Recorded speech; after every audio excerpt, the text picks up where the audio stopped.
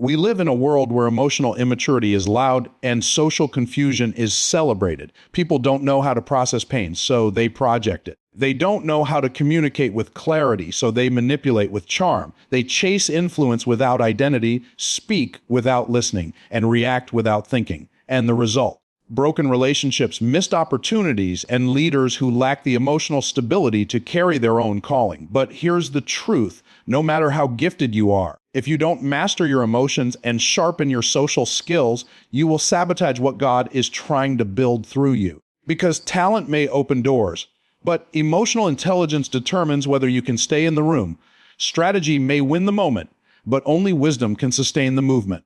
This isn't about becoming more polished. It's about becoming more anchored. It's about learning to govern your inner world so you can transform the world around you. Because until you master yourself, you'll be manipulated by everything around you. And until you grow in wisdom, you'll keep mistaking offense for oppression, correction for rejection, and noise for influence. So let's talk about how to build something that lasts, not just a platform, but a presence. Not just influence, but integrity. Not just social success, but spiritual maturity. You can't influence what you can't understand, and you can't understand others until you understand yourself. Mastery over emotions isn't about suppression. It's about submission, putting your feelings under your faith, not your flesh. Too many people try to lead others without first learning how to lead themselves. They want to influence environments they haven't been trained to endure. They want to manage people without managing their own patterns. But you will never master the room until you master the inner you. Influence starts within.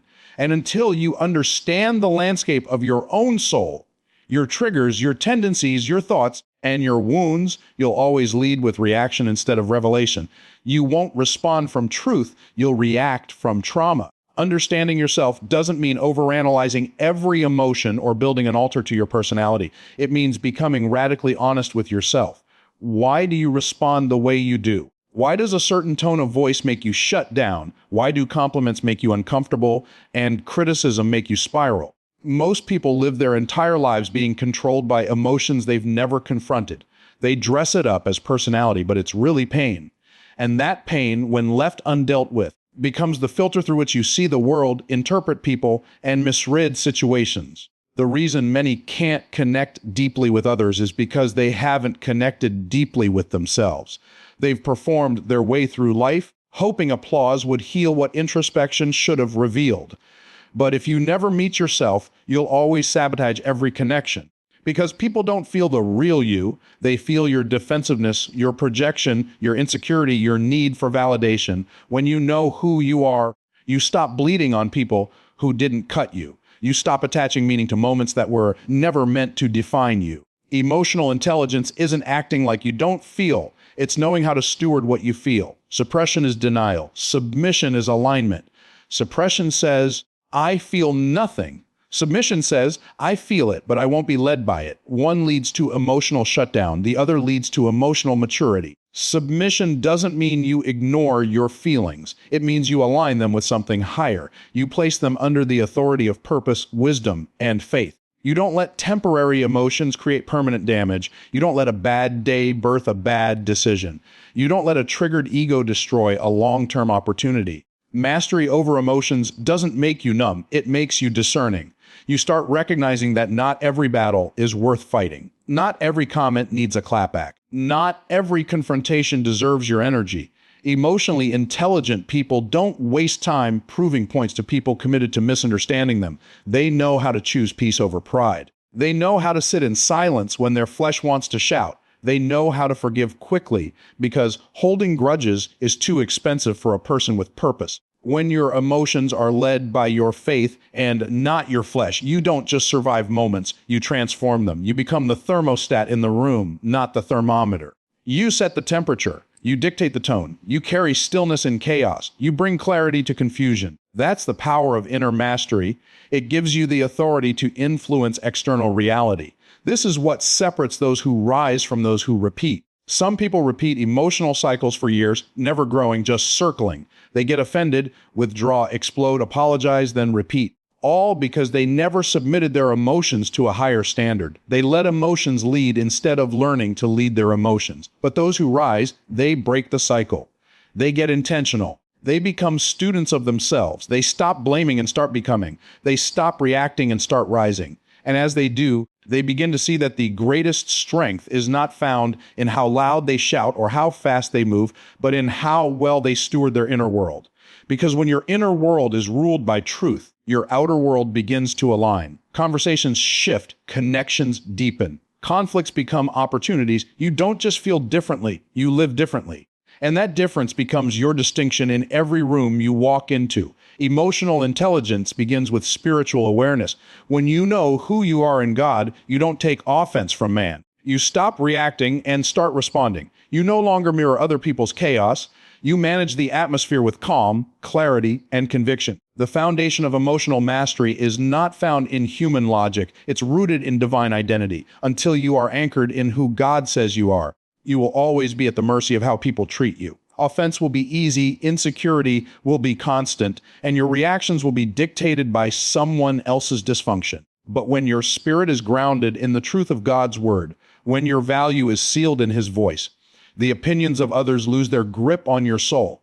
You become unoffendable, not because you don't feel, but because you refuse to be ruled by feeling.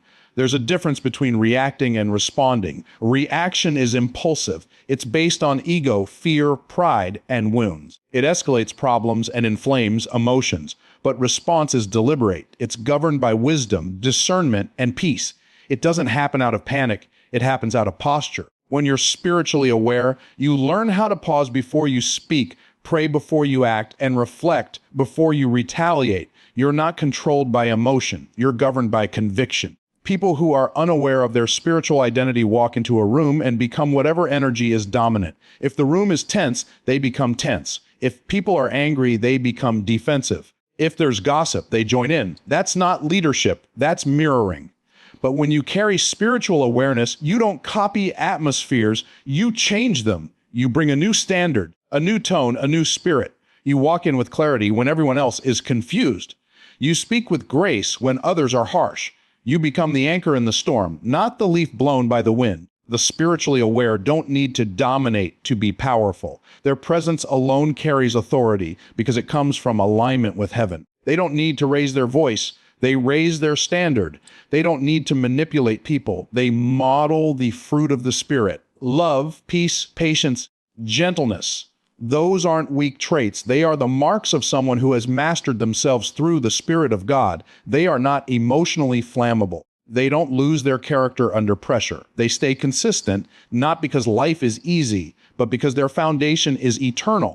One of the highest forms of emotional intelligence is the ability to hold your peace while others lose theirs. That's not passivity. That's power under control. It takes strength to stay still when your flesh wants to retaliate. It takes maturity to speak life when others throw insults. And it takes spiritual awareness to discern what's worth your response and what's just a distraction sent to drain your purpose.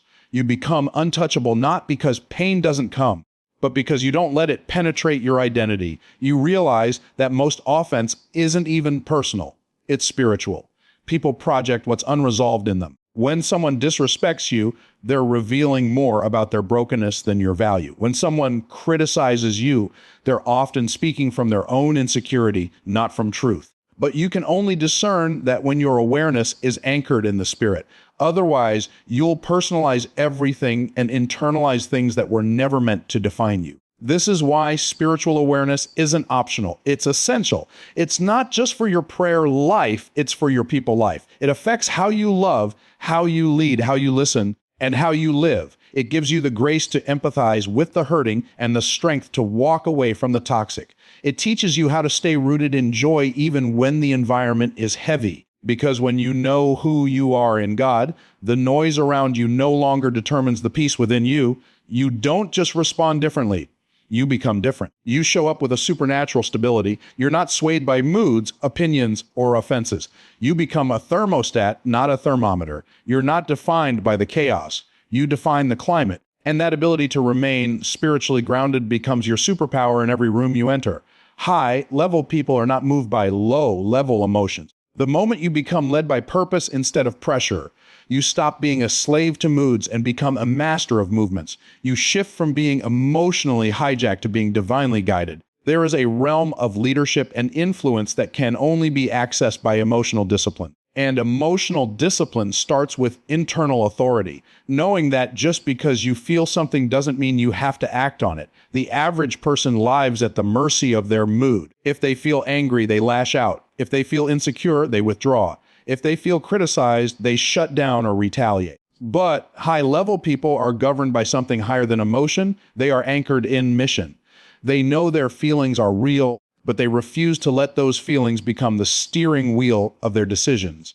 When you're led by purpose, pressure stops being your master. You no longer feel the need to prove anything to anyone. You don't chase approval, you walk in assignment.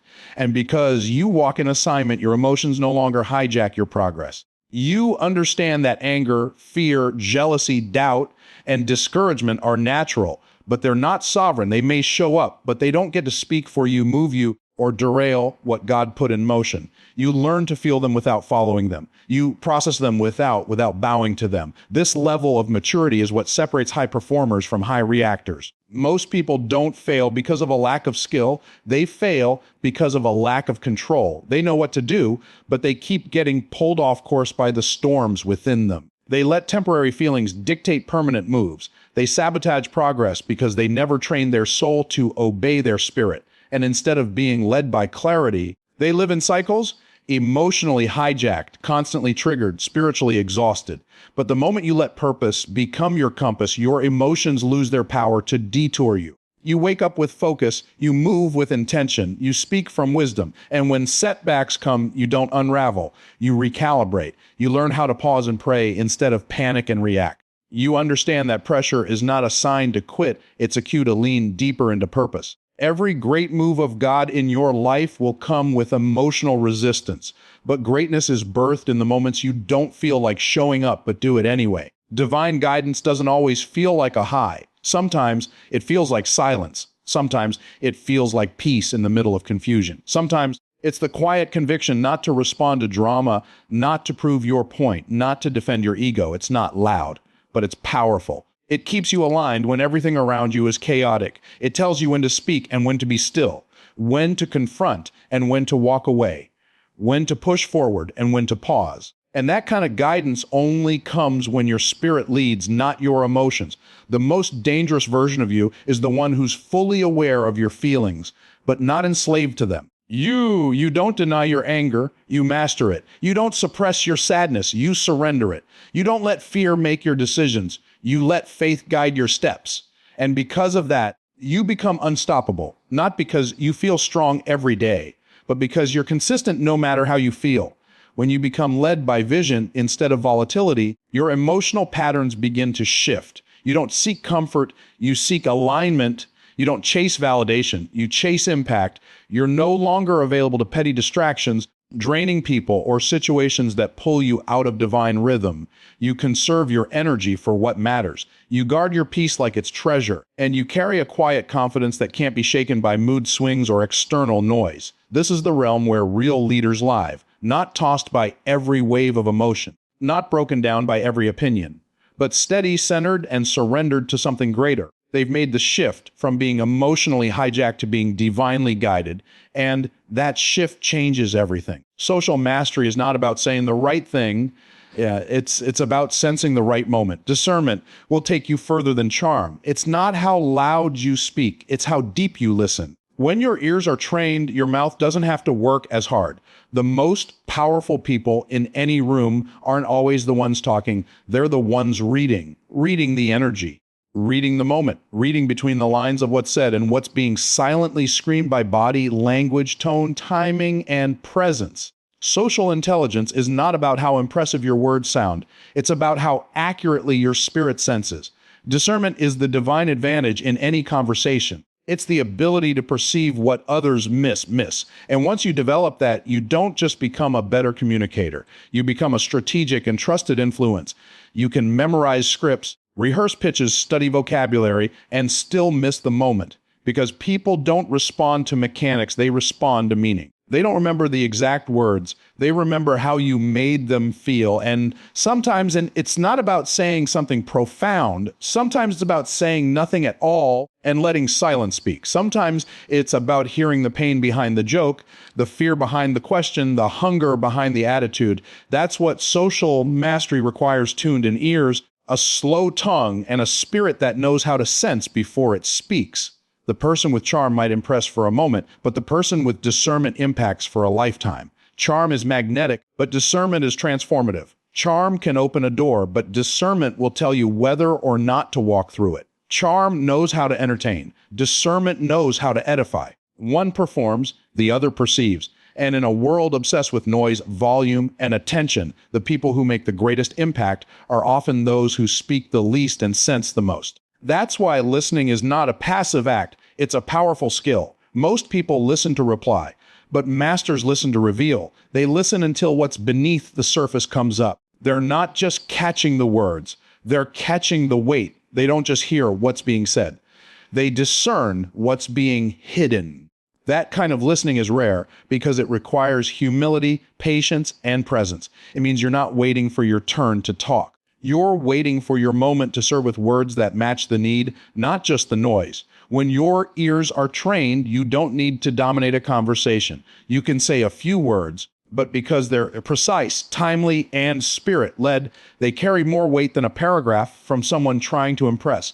That's the beauty of discernment. It sharpens your instincts. It helps you know what to say, when to say it, and just as importantly, when not to. Because not every moment needs advice. Not every silence needs to be filled. Not every situation needs your opinion. Social maturity knows how to hold back the right word until it becomes the right word. You don't become socially skilled by trying to manage people. You grow by understanding them, and you understand them by paying attention to what they're not saying. The shift happens when you stop trying to perform and start learning to perceive. When you stop filling space and start honoring presence. When you stop leading with noise and start leading with discernment. That's when your voice becomes valuable, not because it's louder, but because it's accurate. Social wisdom isn't about cleverness, it's about connection. People don't follow your mouth, they follow your ability to make them feel seen, heard, and understood.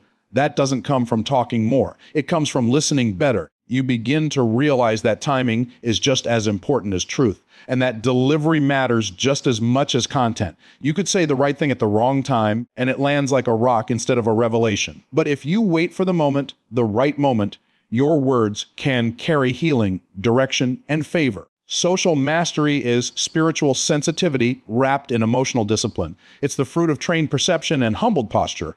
When you get this right, people start to lean in, not because of your charisma, but because of your connection. And the more you refine your listening, the less you'll feel pressure to prove anything. Because now, your presence speaks before your mouth ever does. God never designed you to fit in. He designed you to stand out with grace. The most socially powerful people aren't the most popular.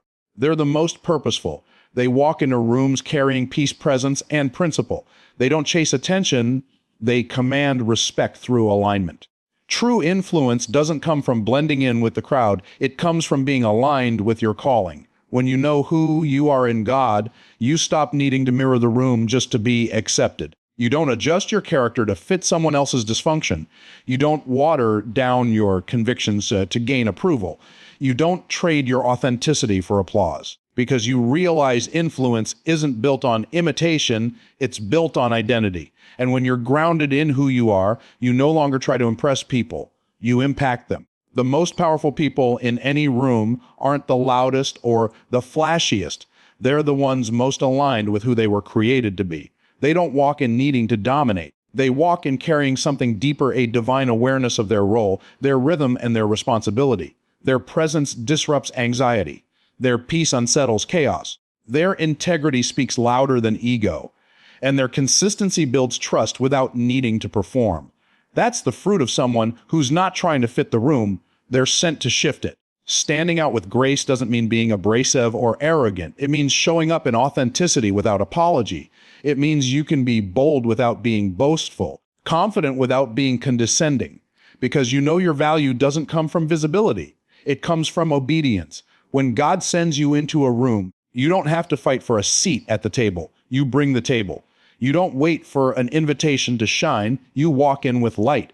And when you're anchored in purpose, people recognize your presence not because you demanded attention, but because you brought something the atmosphere was missing. Social power isn't about being the center of attention. It's about being the center of stability. In a world full of noise, distraction, and performance, people are hungry for authenticity. They don't want another personality. They want presence. And when you walk in alignment with your purpose, you give people permission to be themselves. You become a mirror of what's possible when someone stops performing and starts walking in divine rhythm. You don't push yourself forward. Your fruit speaks for you. Your peace opens doors. Your posture attracts honor, and your character does the heavy lifting. The difference between popularity and purpose is sustainability. Popularity is fickle. It fades as quickly as it rises. One wrong word, one missed trend, one misunderstood moment, and it's gone. But purpose is rooted. It doesn't rise and fall with the opinions of man. It's not dictated by culture. It's directed by calling. And the people who live from that place don't have to manipulate for influence. They carry influence because what they represent goes deeper than personal branding. It's kingdom assignment. You don't need everyone to like you. You just need to be faithful to who God made you to be. And when you walk in that lane, you'll find that favor follows. Not because you're trying to impress, but because you're aligned. You're not striving, you're surrendered. And that surrender creates a confidence that doesn't shout, but it shakes the room. Because the most magnetic people are not the most entertaining, they're the most anchored. They're not scrambling for status, they're stewarding purpose. When you walk into rooms led by peace, rooted in principle, and full of presence, you no longer conform, you transform. You elevate conversations, you shift dynamics, you attract the right relationships and repel the wrong ones. You start realizing that your uniqueness is your superpower, not something to hide, but something to carry with reverence. You were never meant to be a carbon copy of culture. You were created to be a divine disruption, not loud in ego, but loud in impact. You don't develop emotional intelligence in comfort, you develop it in conflict. Every disagreement is a divine classroom. Either you get offended or you get upgraded. Growth doesn't come from avoiding tension. It comes from managing it with wisdom, patience, and power. The real test of emotional maturity isn't how well you act when everyone agrees with you. It's how well you respond when they don't. Anybody can be calm in calm conditions. But when the conversation turns sharp, when the misunderstanding cuts deep, when your ego is triggered and your perspective isn't heard, that's where the real work begins. That's where emotional intelligence is either exposed or developed. You learn what's really driving your responses, what wounds still need healing, and what parts of your identity are still tied to external validation. Conflict is not the enemy. Immaturity is. Conflict is the place where your soul is stretched, where your patience is tested, and where your character is revealed. And if you approach it with the right posture, it becomes a catalyst for divine growth. You stop asking, how do I win this argument?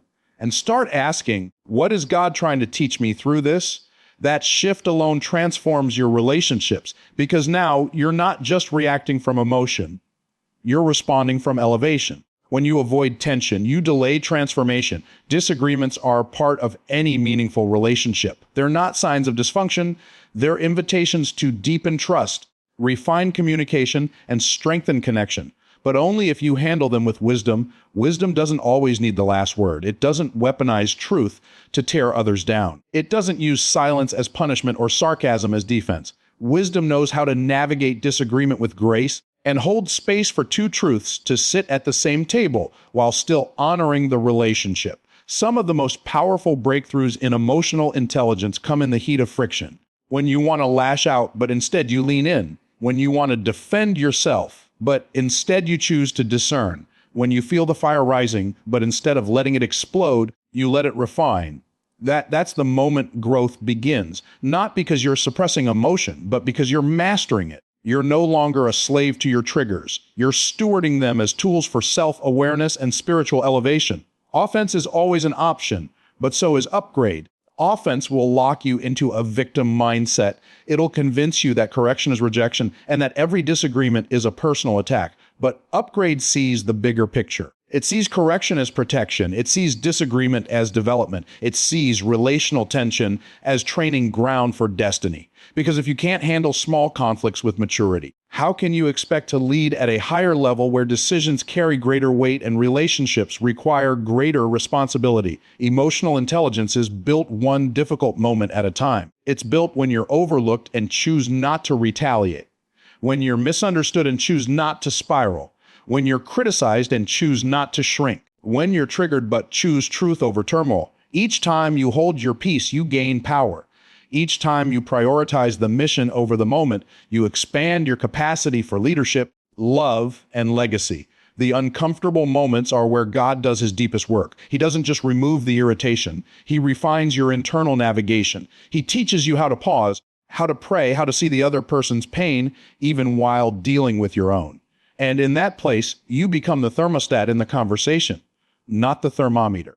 You regulate the emotional temperature. You don't mirror the chaos, you model calm. You don't match the offense, you embody peace. This is why you can't pray for emotional strength, but run from emotional strain. The gym of growth is built with the weight of resistance. And just like muscles don't grow without pressure, your emotional intelligence won't grow without challenge. But every time you face conflict with character, every time you manage tension without losing yourself, you're not just surviving the moment, you're becoming someone new through it. Emotional intelligence and social mastery aren't personality traits. They're spiritual disciplines. They're the fruit of inner work, divine awareness, and intentional growth. You don't wake up with wisdom. You walk through fire to get it. You don't become calm by avoiding chaos. You become calm by anchoring yourself in clarity when everything around you shakes. You don't gain influence by forcing attention. You gain it by aligning your presence with purpose. The goal is not to control every situation, but to govern yourself in every situation. Because once you master your emotions, you can manage your impact. Once you learn to listen with discernment and speak with grace, you carry conversations that shift atmospheres. And once you stop chasing popularity and start living in divine alignment, you don't just walk in rooms, you change them. You were never called to blend in. You were called to build, to lead, and to lift others, not with performance, but with presence. Mastering emotional intelligence isn't about becoming who others expect. It's about becoming who God designed. And when you grow into that version of yourself, you don't just succeed in business or relationships. You rise in influence, integrity, and impact that lasts beyond a moment.